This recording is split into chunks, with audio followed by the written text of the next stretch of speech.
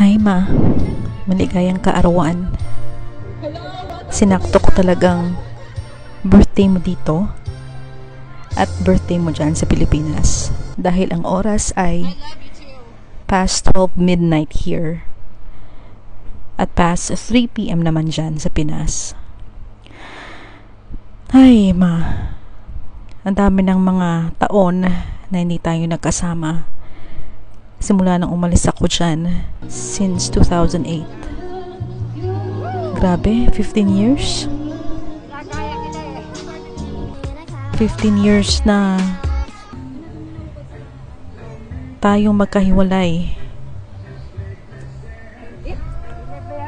Dalangin ko man na sana bigyan ka pa ng mahabang buhay ng Diyos, ng lakas para magkaroon tayo ng bonding kung sakali man makabalik ako dyan at magstay ng matagal. Ma, maraming salamat sa buhay mo at sa lahat ng mga nagawa mo para sa akin at sa ating pamilya. Salamat sa pagmamahal. Salamat sa iyo, ma. Miss na kita. I love you. Happy birthday, ma. Bye.